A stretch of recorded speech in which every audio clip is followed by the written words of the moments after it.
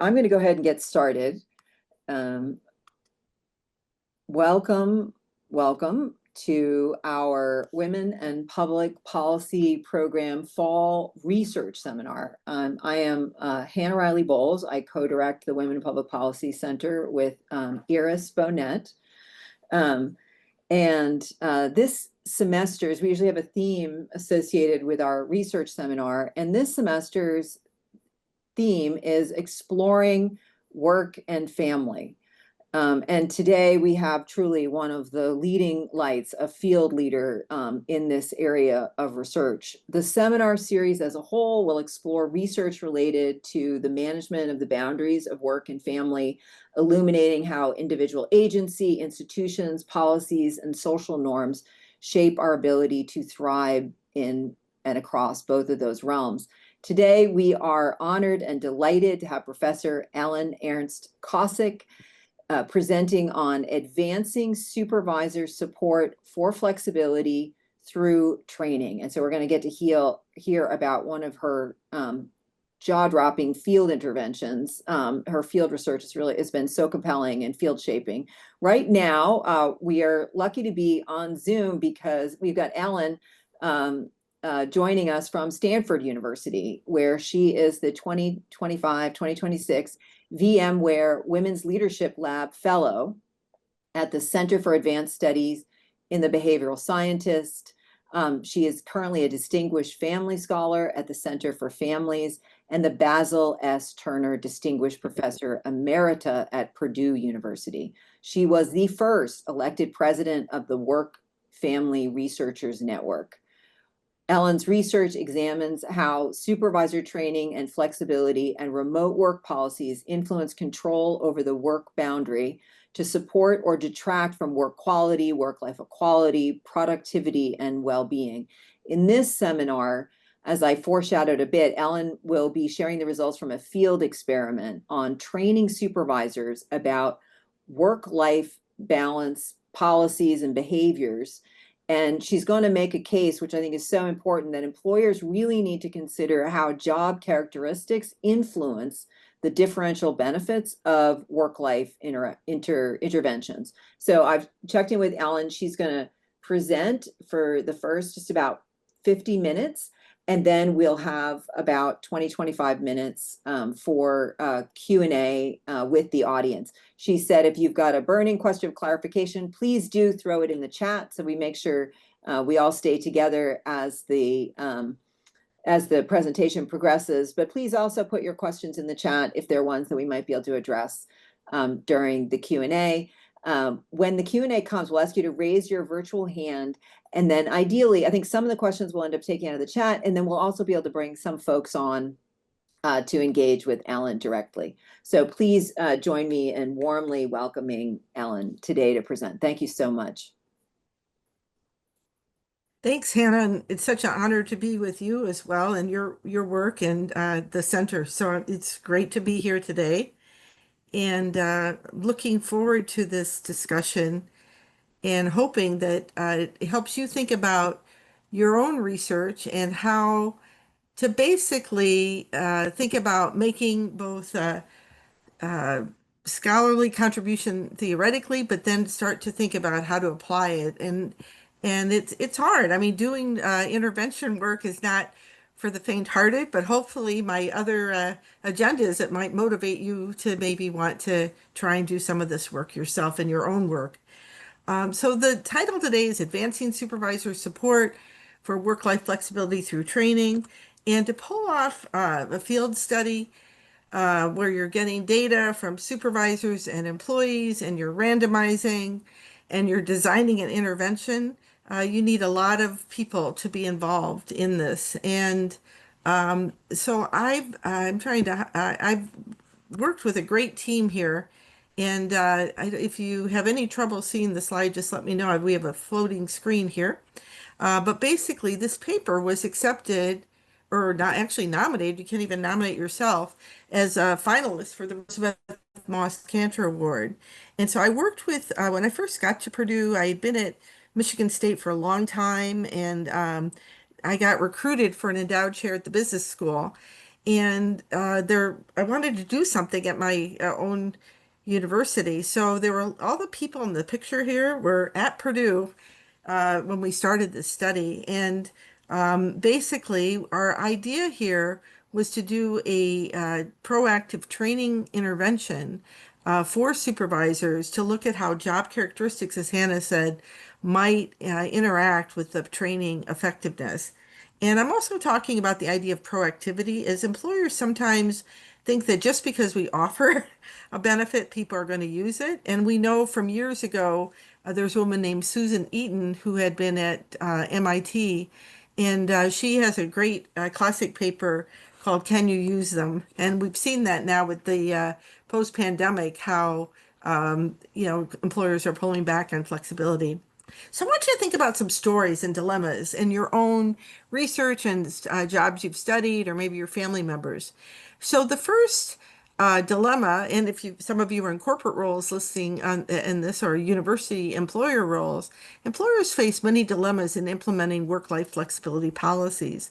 Many employees hold jobs with limited opportunities for work-life flexibility, making them susceptible to burnout.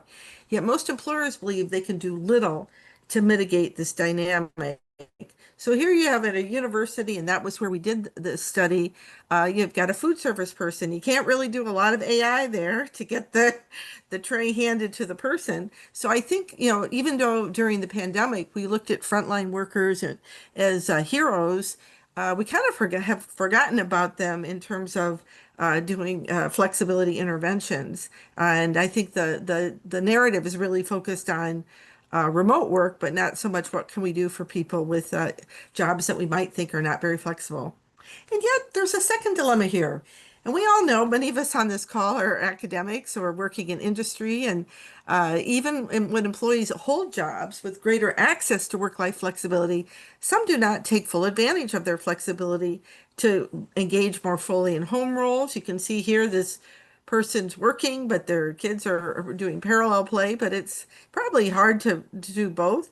And alternatively, we all know that we've tried to be engaged maybe with family roles, and also then it's been hard to carry out a work role. So even when you have flexibility, this issue of doesn't engage you more in work or family roles is something that employers care about very much. And we as people using flexibility can impact in how we use it.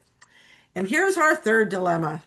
Many supervisors are unsure of their role in supporting work-life flexibility.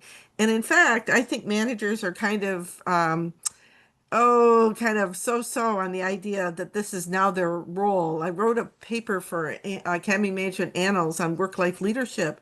And what's so interesting to me is the work-life literature for a long time was focused on the role of supervisors in supporting personal life and effectiveness on and off the job.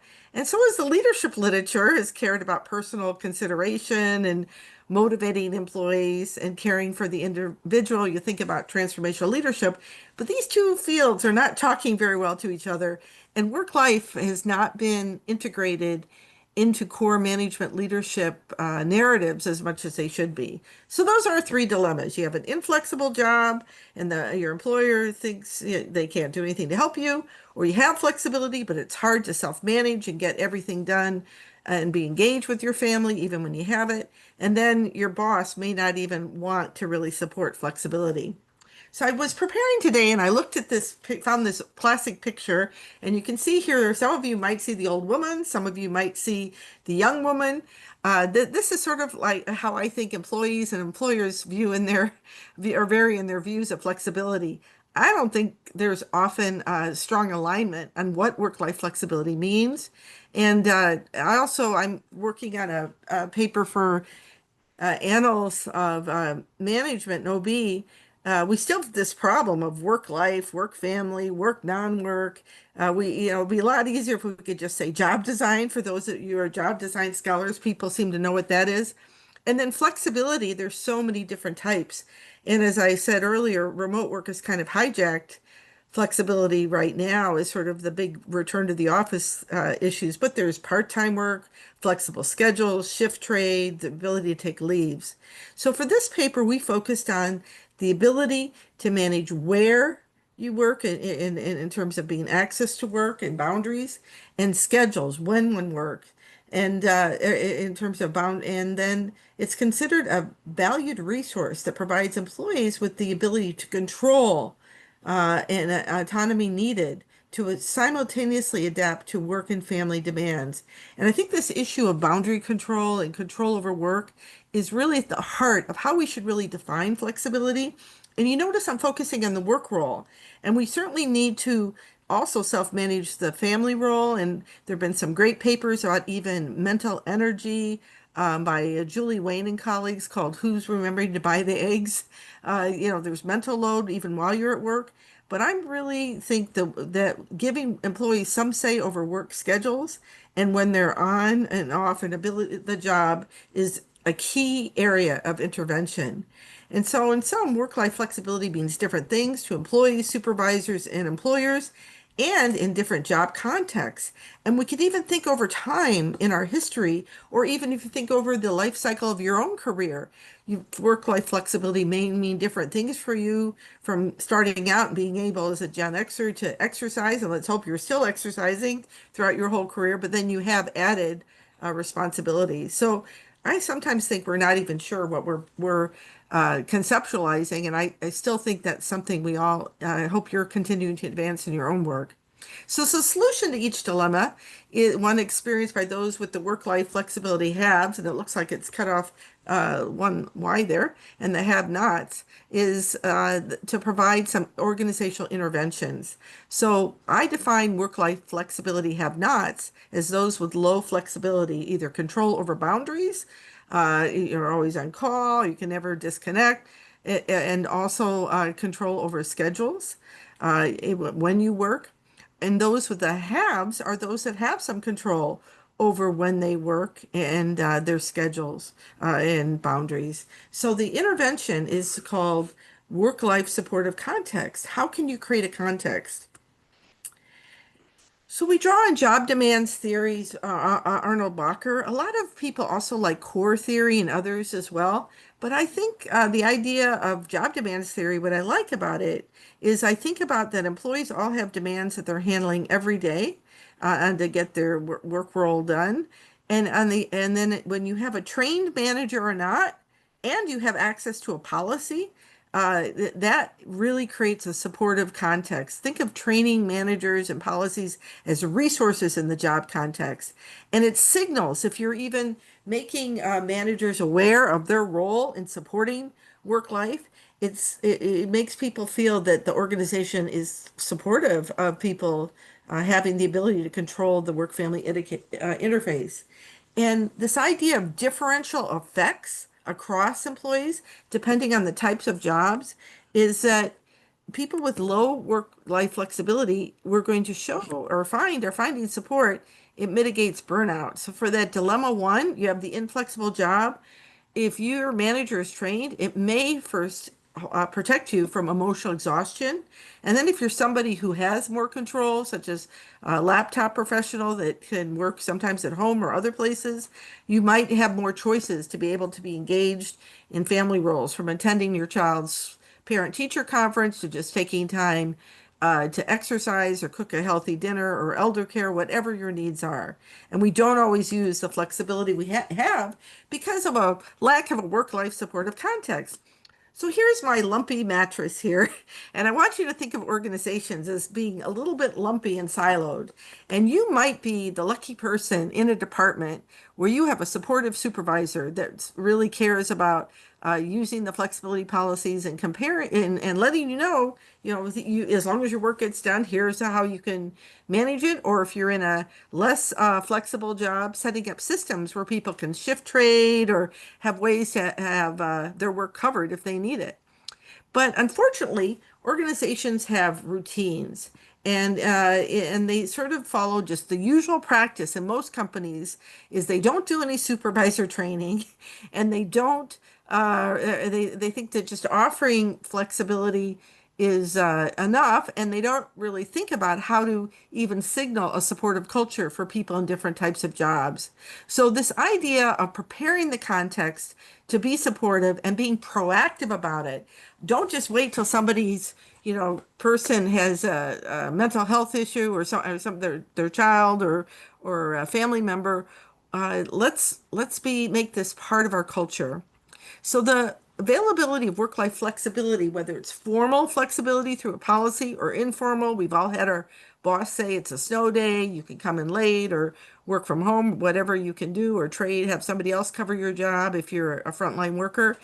That's not enough to promote employee perceptions of work-life support. And this is what I focus on.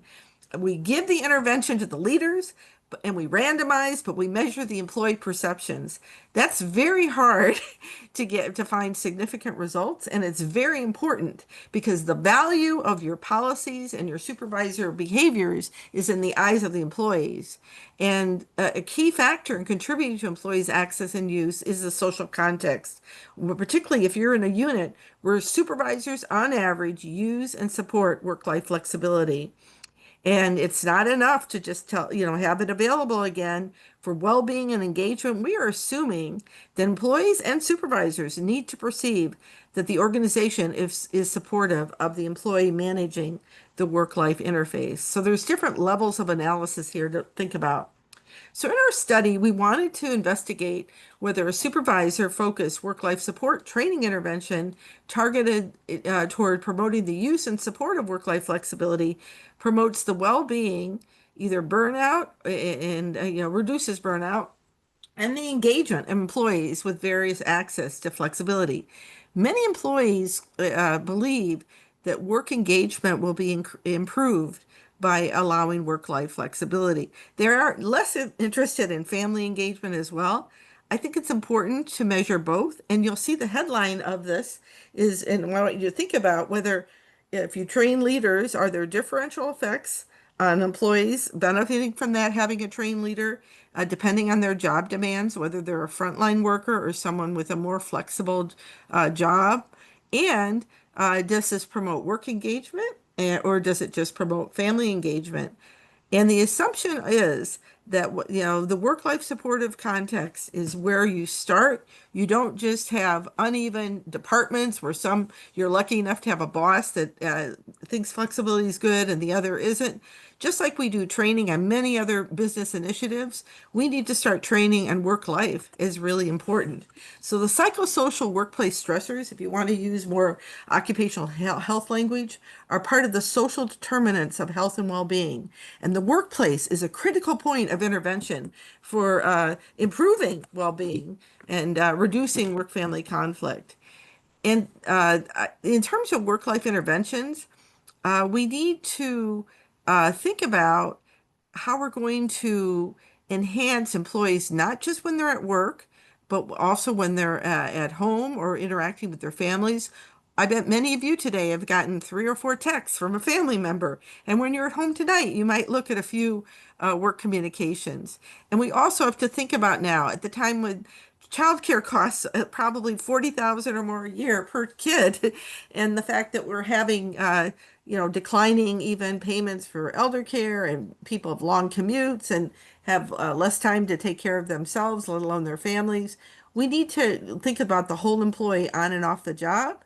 And we need to also then, the follow-up study to this is I would like also to socialize employees to be able to self-manage and have this high-performing culture where both can be achieved at one time. But let's start with the supervisors and the workplace.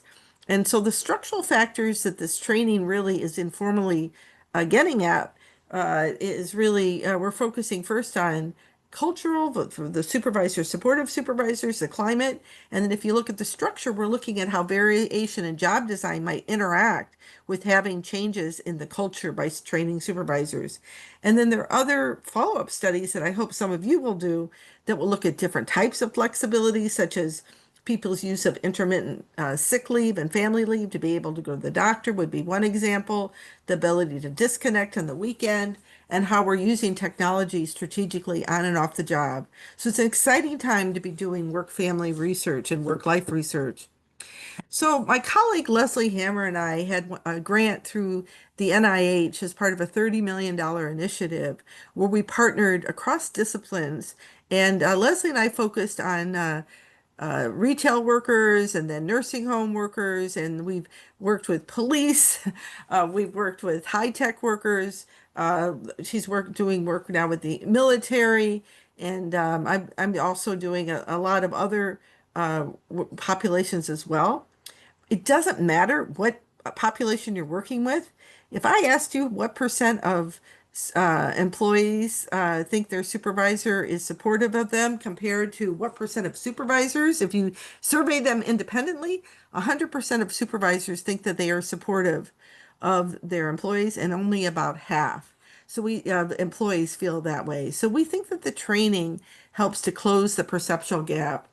So to get published, you need to have a bottle. And so here we had in our analysis of our intervention, we offered training to the HR department, and we had 4 modules. I'll talk a bit about the how we did it. And we also have some of the software will be available for people to replicate and use in their own work as long as they cite the grant.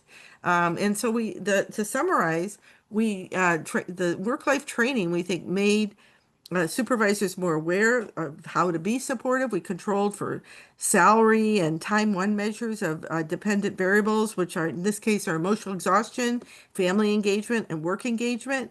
And we think for people with jobs that are inflexible, it buffers strain and compensates for the lack of resources in the job context. And it also results in where you have the inability to self-manage conflicts.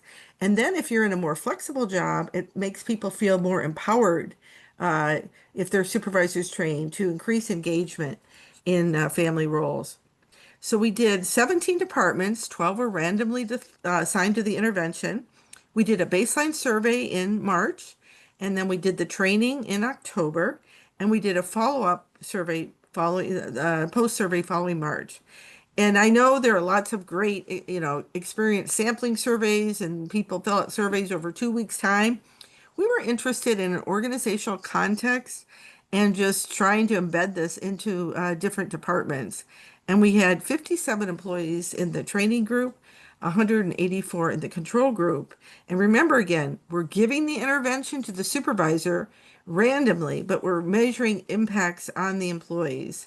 And most intervention research looks at the trainee and says, "Hi, are you more mindful now?" For example, if you went through mindfulness training, what's unique here is it's trying to change the context through just training leaders.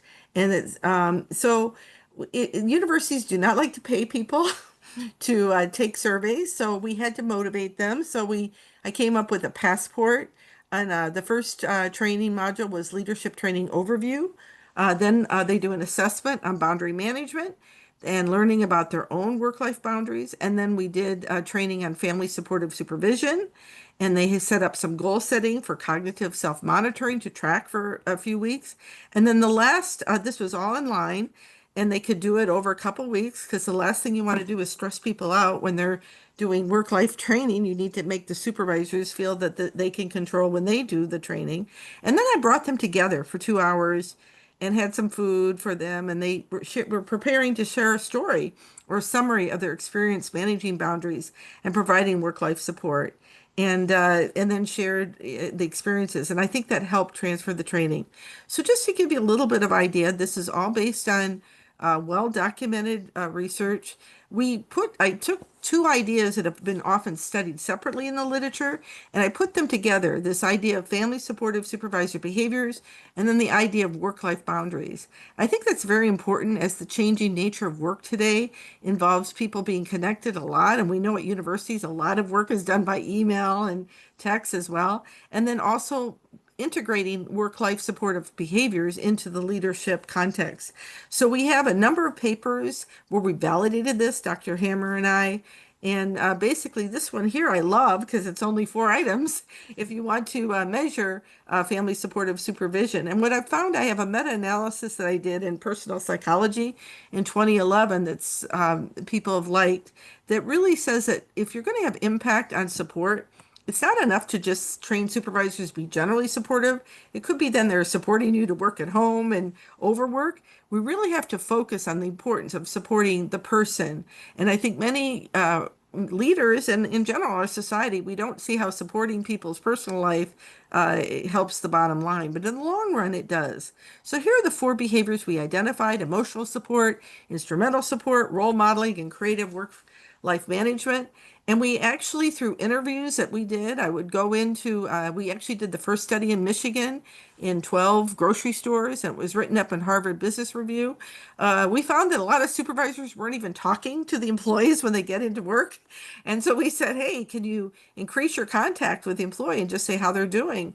And this could also be if you're working virtually, an email or time that, once a week to touch base, because no employee is going to tell you that they need time off or what their needs are if you're not even interacting. And then just communicating genuine concern about work-life challenges or just in general healthy well-being. Instrumental supports are encouraging employees to share their schedule needs and constraints ahead of time. We've all had that sinking feeling where at the last minute we don't want to have to tell somebody we can't come to a meeting. So the more that we can make people talking about scheduling needs and ahead of time learning about cross training, that can be helpful as well, or backup if you're not in the office. If you're a job with no backup, it's generally difficult because your work just piles up while you're out. The third behavior is work life or work family role modeling. And we've all, if you've worked with somebody who is a workaholic or overworks, it can be very bad for your own well-being because you're kind of less reluctant to want to use policies. And so just having leaders talk about, leaving work at a reasonable hour and demonstrating the importance of non-work life is a great cultural initiative. And then the last one is called creative work family management or thinking strategically. And first, managers don't even understand a lot of the policies. So being proactive and knowing about everything from the employee assistance plan to other forms of flexibility, such as reduced load work and leaves, can be helpful. And then thinking about the department as a whole and not doing these one-off deal makings, which is often how flexibility is implemented, but thinking about how maybe even to share people with other departments. We don't do that enough in the university, and I know there are limitations with unionized contracts, and I think this is a win-win for everybody if we can start thinking about flexibility as something we can share. There's a lot of research on this, and I can show you. These are from randomized trials. We have lower depressive symptoms, improved sleep, improved parent time with children, improved children's sleep time, reduced cigarette smoking, less attention to turnover. So we know that there's something about training leaders to be more supportive and thinking about it. The second is technology and boundary management. So this was this other module.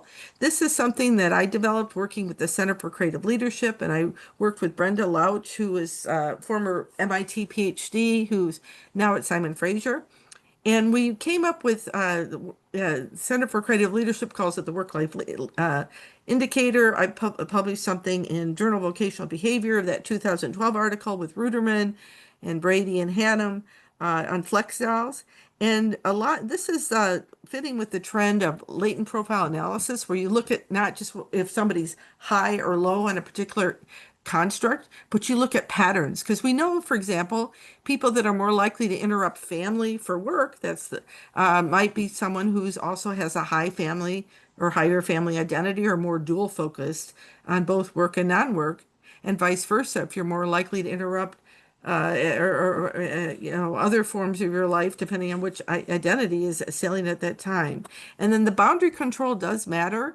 We found that when people feel that they can't control the work role, a lot of other issues come up in terms of well-being. I'm validating two more scales: tech independence, just how much you're connected to your phone, and time for self. It's not everything that we do that isn't work related is family related, but certainly time for other non-work activities. So just when you take this assessment, and I do have one online for free at Purdue, and thousands of people have taken it. I've given talks in probably about 14 countries. It seems to resonate across the world, and it just doesn't matter what kind of job you have, but people rate how much control they have over work and non-work boundaries. And we found that when people are one standard deviation below the mean, we validated this assessment on about 1,000 employees. We find that they also have other problems in terms of well-being. We also think it's how you manage boundaries, as I indicated, links to your identity. And so people find out if they see themselves as more work focused. It doesn't mean they're not loving their family or other roles, but it's just that's what makes them tick. Family focused, most of us are dual focused today, and other focused are people that have something besides work or family that is really salient.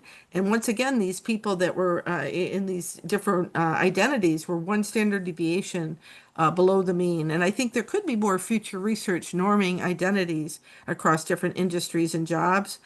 We know as professors we are work centric, but probably also many women in particular are family centric as well, and men as well that are involved in caregiving. Then interruption behaviors. We've all probably been interrupted many times today, whether we're looking at work or non-work emails or texts.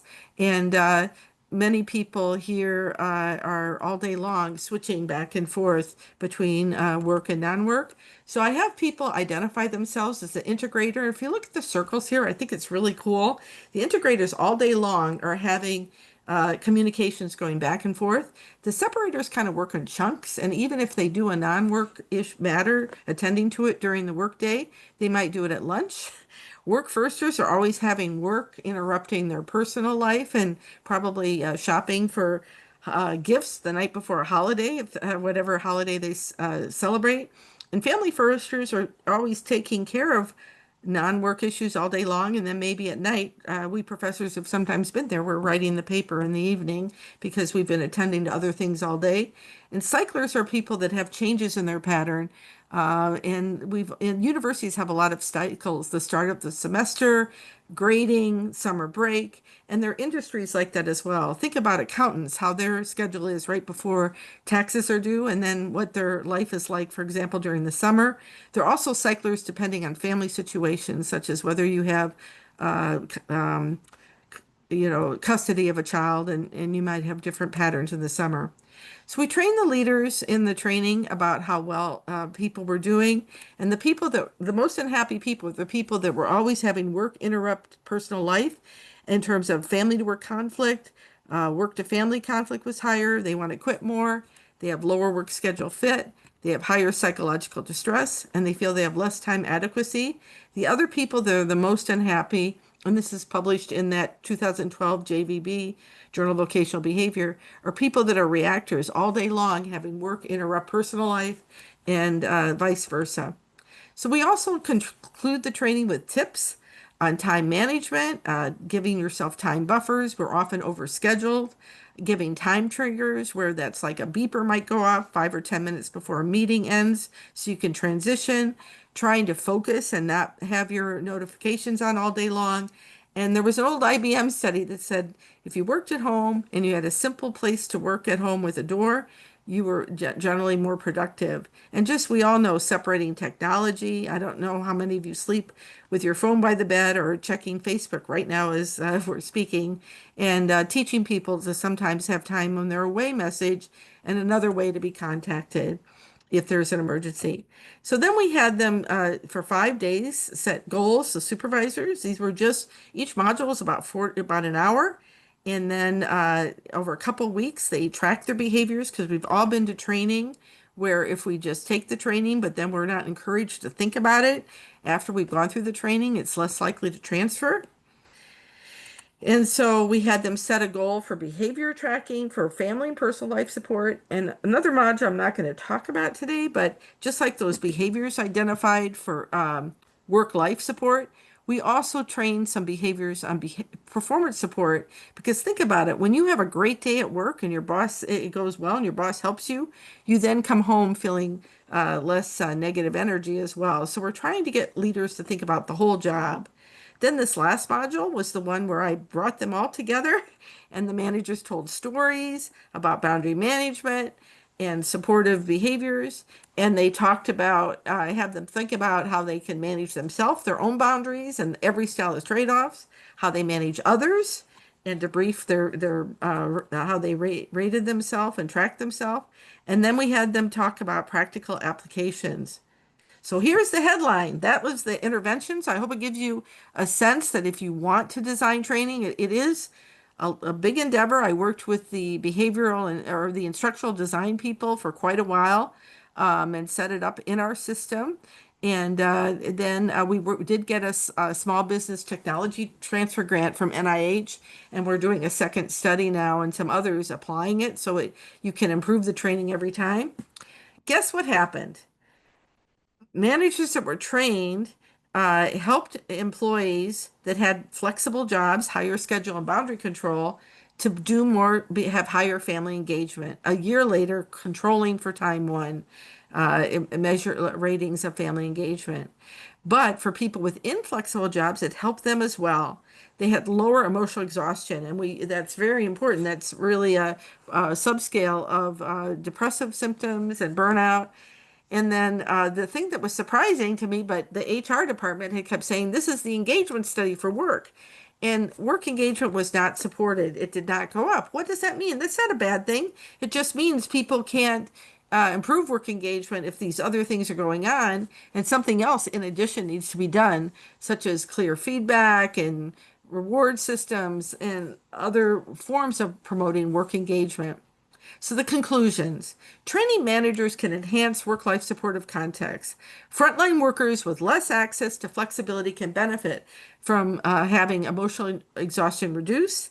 People with more flexibility, such as professors or directors of finance and other jobs that are able to work virtually some or can control their boundaries, they engage with their families or non-work more. And then we need other interventions for work engagement.